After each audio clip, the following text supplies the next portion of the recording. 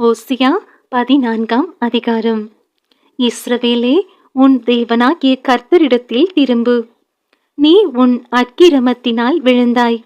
வார்த்தைகளைக் கொண்டு கர்த்தரிடத்தில் திரும்புங்கள். அவரை நோக்கி, தேவரீர் எல்லா அக்கிரமத்தையும் நீக்கி எங்களை தயவாய் அங்கீகரித்தருளும். அப்பொழுது நாங்கள் எங்கள் உதடுகளின் காளைகளை செலுத்துவோம். அசீரியா எங்களை இரட்சிப்பதில்லை. நாங்கள் குதிரைகளின் மேல் ஏற மாட்டோம். எங்கள் கைகளின் கிரியையை பார்த்து, நீங்கள் எங்கள் தேவர்கள் என்று இனி சொல்ல மாட்டோம். திக்கற்றவன் உம்மிடத்தில் இரக்கம் பெறுகிறான் என்று சொல்லுங்கள். நான் அவர்கள் சீர்கேட்டை குணமாக்குவேன்.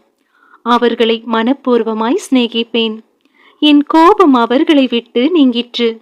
நான் இஸ்ரவேலுக்கு பனியைப் போல் இருப்பேன்.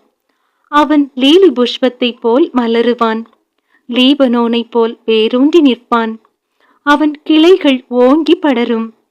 அவன் அலங்காரம் ஒலிவ மரத்தினுடைய அலங்காரத்தைப் போலவும், அவனுடைய வாசனை லீபனோனுடைய வாசனையைப் போலவும் இருக்கும்.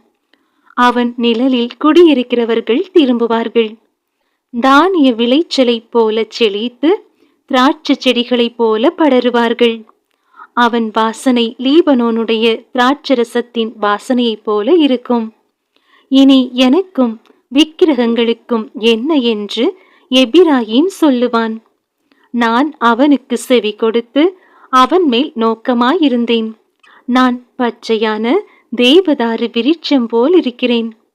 என்னாலே உன் கனியுண்டாயிற்று என்று எபிராயீம் சொல்லுவான்.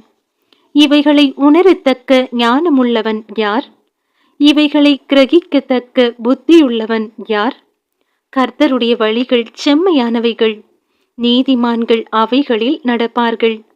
பாதகரோவென்றால் அவைகளில் இடறி விழுவார்கள்.